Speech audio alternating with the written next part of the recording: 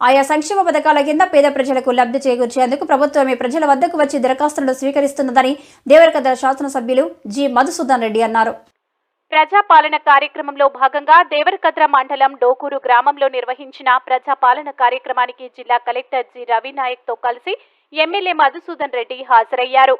ఈ సందర్భంగా MLA G Madhusudan Reddy మాట్లాడుతూ రాష్ట్రంలో నూతన ప్రభుత్వం అధికారంలోకి వస్తే 6 గ్యారంటీలను ఇస్తామని చెప్పడం జరిగిందని, చెప్పిన మాట ప్రకారం అధికారంలోకి వచ్చిన తక్షణమే మహిళలకు ఆర్టీసీ బస్సులో ఉచిత ప్రయాణ సౌకర్యాన్ని, రాజీవ్ ఆరోగ్యశ్రీ బీమా సౌకర్యం పెంపు పథకాలు అమలు చేయడం జరిగిందని, మిగిలిన గ్యారంటీల అమలుకు ఈ నెల 28 నుండి జనవరి 6 వరకు ప్రజాపాలన సందర్భంగా దరఖాస్తులను స్వీకరించడం జరుగుతుందని తెలిపారు. ఇందులో భాగంగా ప్రభుత్వమే ప్రజల వద్దకు వచ్చి దరఖాస్తులను తీసుకుంటుందని, దరఖాస్తుల సమర్పణకు ప్రజలు ₹1 కూడా ఖర్చు చేయాల్సిన అవసరం లేదని స్పష్టం చేశారు. అదేవిధంగా జిల్లా కలెక్టర్ జి రవినాయక్ మాట్లాడుతూ మేనిఫెస్టోలో ప్రకటించిన విధంగా 6 గ్యారంటీలను అమలు చేయడంలో భాగంగా ప్రభుత్వం అధికారంలోకి వచ్చిన తక్షణమే మహిళలకు ఉచిత బస్సు ప్రయాణం, రాజీవ్ ఆరోగ్యశ్రీ కింద 5 లక్షల నుండి 10 లక్షల రూపాయల వరకు బీమా సౌకర్యాన్ని పెంచే గ్యారంటీలను అమలు చేస్తుందని అన్నారు.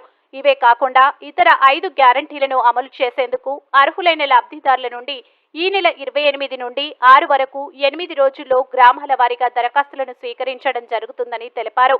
ప్రభుత్వం ప్రకటించిన 6 గ్యారంటీలే కాకుండా ఇతర సమస్యలపై కూడా ప్రజలు తెల్ల కాగితంపై వారి సమస్యలను రాసి దరఖాస్తులను సమర్పించవచ్చని, ఇందుకుగాను సాధారణ కౌంటర్ను సైతం ఏర్పాటు చేయడం జరిగిందని, వీటన్నిటిని సద్వినియోగం చేసుకోవాలని ఆయన విజ్ఞప్తి చేశారు.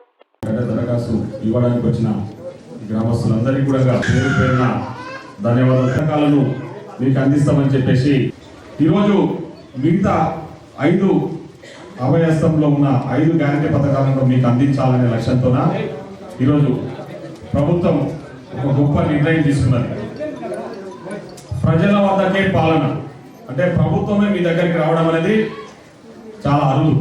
మీతోన మీకు కావాల్సిన పథకాలు అందించడానికి, మీతోన దరఖాస్తు తీసుకోవడానికి నేను ఎమ్మెల్యేగా నేను రావడం జరిగింది. అదేవిధంగా కలెక్టర్ గారు, ఆర్డీఓ గారు, ఎంఆర్ఓ గారు, సంబంధిత అధికారులు కూడా మీ ఊరికే ఈరోజు వచ్చిందంటే అది ఈ రాష్ట్ర ముఖ్యమంత్రి గారు మీ మేలు కోరి మీకు ఇబ్బందులు కాకుండా ప్రభుత్వమే మీ దగ్గరకు వచ్చి ప్రజా పాలన అందించాలనే లక్ష్యంతోనే ఈ నిర్ణయం తీసుకోవడం జరిగింది.